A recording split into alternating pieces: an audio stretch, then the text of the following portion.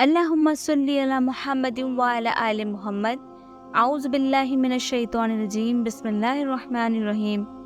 अस्सलामु अलैकुम मेरी प्यारी सी यूट्यूब फैमिली। आज आपके सामने दरूद इब्राहिम का वजीफा लेकर आई हूँ, जिससे आपकी हर दुआ फौरन कबूल होगी। आप जो चाहेंगे आपको मिलेगा। दुआ से पहले दरूद पढ़ने की बहुत फजीलत है। दुआ करने से पहले दरूद शरीफ पढ़ना सुन्नत अमल है।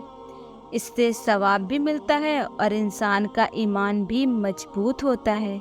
दरूद शरीफ पढ़कर रसूलुल्लाह सल्लल्लाहु अलैहि वसल्लम को भेजना सुन्नत है और इससे दुआ कबूल होने की उम्मीद होती है।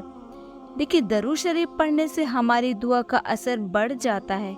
अगर हम दुआ में दरूद शरीफ नहीं पढ़ते तो हमारी दुआ आसमान और ज़मीन के बीच लटकी रहती है।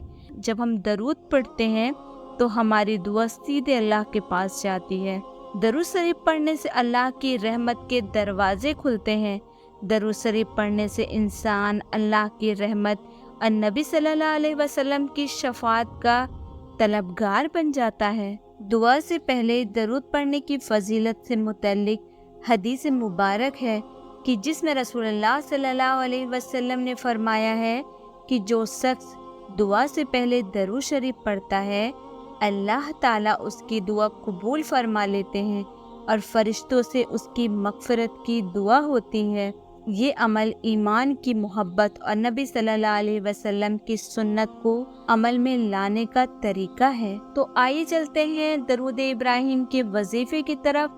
आपको सिर्फ ये करना है कि जब भी आप कोई भी नमाज पढ़ें, चाहे फ़र्ज हो या सलातुत तौबा हो या सलातुल हाजत हो या तहज्जुद की नमाज हो या इसराक हो या चास्त हो, लेकिन हर फ़र्ज नमाज के बाद इस अमल को आप लाजमी करें।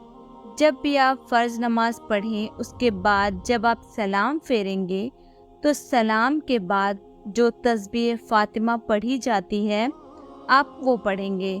उसके बाद आयतल कुर्सी 1 मरतबा, तीसरा कलमा 3 मरतबा, उसके बाद 11 मरतबा दरूद इब्राहिम पढ़ेंगे। फिर आप अपनी दुआ अल्लाह के सामने गिड़गिड़ा कर रखें। इस तरीके से अगर आप कोई भी दुआ करते हैं तो इंशाअल्लाह वो दुआ आपकी जल्द से जल्द कबूल हो जाएगी। मुझे अपने दुआओं में याद रखिएगा। अपना ढेर सारा ख्याल रखिएगा। मिलते हैं नेक्स्ट वीडियो में। तब तक के लिए अल्लाह हाफिज़।